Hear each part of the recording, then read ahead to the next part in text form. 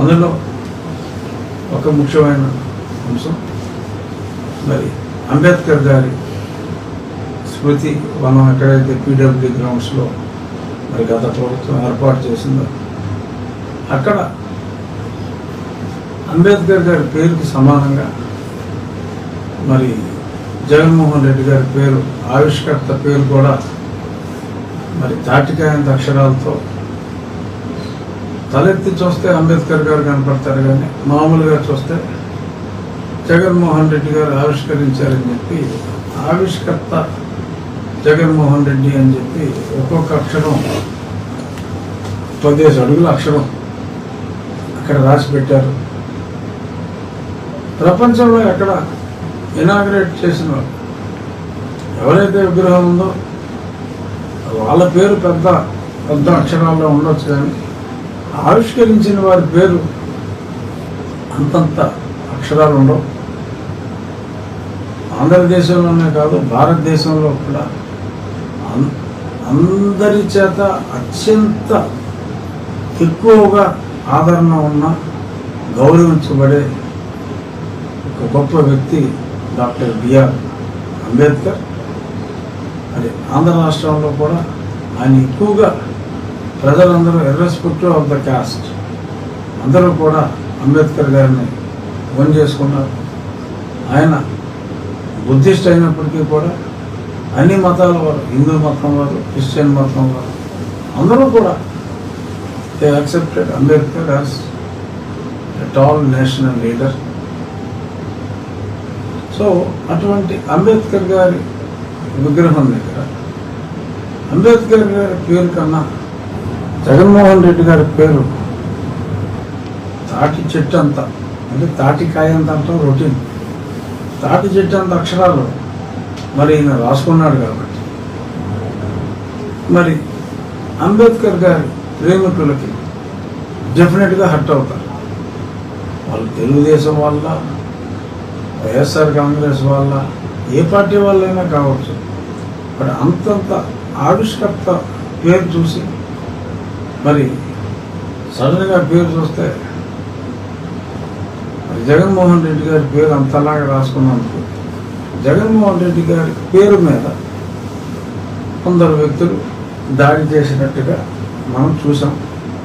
దాన్ని తనకు జరిగిన అవమానాన్ని మరి మాజీ ముఖ్యమంత్రి గారు అంబేద్కర్ గారికి అవమానం జరిగినట్టుగా మరి ప్రజల్ని రెచ్చగొట్టే విధంగా మాట్లాడటం మరి ఆయన స్థాయికి, గతంలో 5 ఏళ్ళు ముఖ్యమంత్రి చేసిన వ్యక్తిగా మరి ఆయన స్థాయికి it's not in good taste, perhaps very bad taste.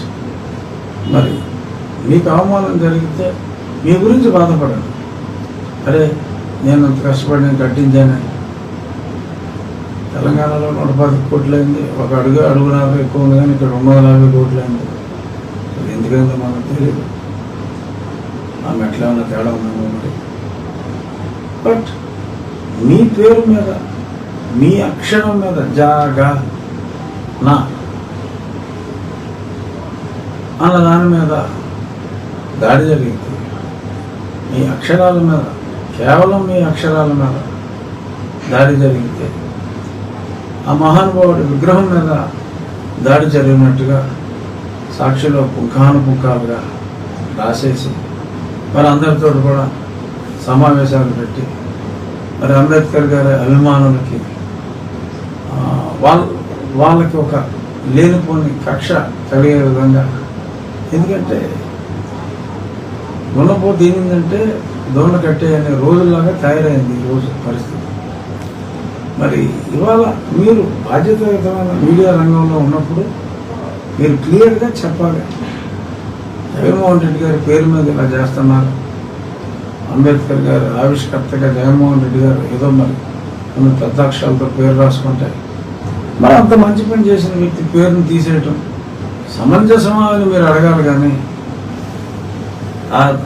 మీ అక్షరం మీద, మీ పేరున్న అక్షరం మీద, మీ జా మీద, మీ గా మీద జరిగిన దాడిని మహానుభావుడి మీద దాడి జరిగినట్టుగా మాట్లాడటం ఖచ్చితంగా బాధ్యత రాహిత్యం జగన్మోహన్ రెడ్డి గారు. మరి ప్రజలకి క్లారిఫై ఇవ్వాల్సిన అవసరం మీకే ఉంది.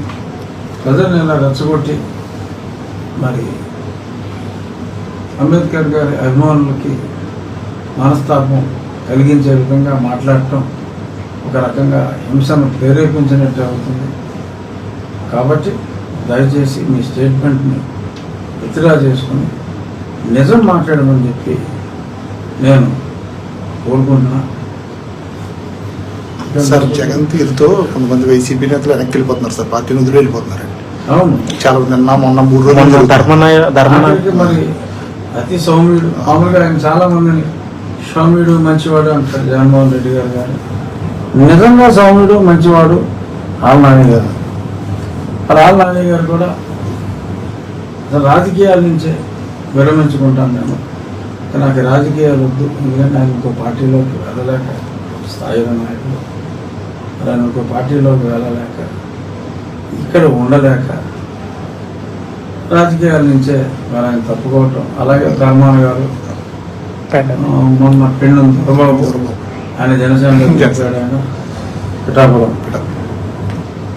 ఇలా ఒక్కొక్కళ్ళు మరి అక్కడ గుడ్ మార్నింగ్ కేతిరెడ్డి గారు ఆయన కూడా కొంచెం ఉండదన్నట్టే మొన్న మాట్లాడి ఆలస్యంగా నేను 4 ఏళ్ళ క్రితం మొదలెట్టాను, ఎన్నికయ్యాక మొదలెట్టాను. క్షవరం అయితే కానీ వివరం తెలియదన్నట్టు మరి ఆయన ఎన్నికలు ఓడిపోయిన తర్వాత ఆయన మొదలెట్టాడు. ఇలా ఎందరో ఇదే నేను అప్పుడు చెప్పింది, జగన్మోహన్ రెడ్డి గారికి సిచ్యువేషన్ బాగోలేదు అని కొంచెం మెటీరియాలజీ డిపార్ట్మెంట్కి తెలియకపోయినా ఈ భూకంపాలు వచ్చేటప్పుడు ఎలకలకి కుక్కలకి తెలుస్తుంది. చిలకలు అలాగా నేను ముందే చెప్పా, అరే నాయన ఇలా ఉంటే ఇలా పోతాం రా బాబు, మంచి చెప్తే నన్ను చంపాలని చూశారు. ఇది ఆ పవర్ ప్రయోగం, ఈ సునీల్ కుమార్ ప్రయోగాలన్నీ అలాంటివి డిస్క్వాలిఫై చేయాలి, నేను పిచ్చి పిచ్చి ఆశాలన్నీ వేశారు. ఏదేమైనా ఇవాళ మరి నా మాట పెడదామని పెట్టారు, దానికి ఫలితం అనుభవిస్తున్నారు. మొత్తం ఖాళీ అయిపోయే ప్రమాదంలో ఇవాళ పార్టీ అసలు పార్టీ ఆఫీసే మంగళగిరిలో పక్కింట్లో పెట్టుకుని అండ్ తర్వాత చాలా బిల్డింగ్లు ఎక్కడ ఉన్నాయి అక్కడ ఆగిపోయినాయి. సో ఒక స్తబ్దత మరి పార్టీ కార్యక్రమాల్లో నాయకుల్లో ఒక నిస్సత్వ వచ్చినాయి. సరే మనం ఏం చేస్తాం, చేసుకున్నప్పుడు చేసుకున్నంత ఎవరు తీసుకున్న ఊళ్ళో వాళ్ళే పడతారు, అది జరిగింది. బట్ మొత్తం ఖాళీ అయిపోయేలా ఉంది. మరి ఇప్పుడు రేపు అసెంబ్లీకి కూడా రాను, నాకు హోదా కావాల్సిందని మారం చేస్తాయి.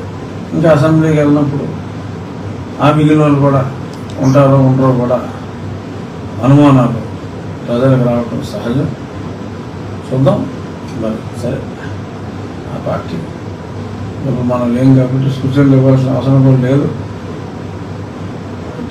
ఒక శాసనసభ్యుడిగా గతంలో నేను ఆయన కలిసినప్పుడు అసెంబ్లీలో ఏం చెప్తున్నాం, రావాలి, ప్రతిపక్ష నాయకుడు ఉండాలి అని. నిన్న అయ్యన్న పాత్రుడు గారు కూడా అవకాశం ఎందుకు ఇస్తాం,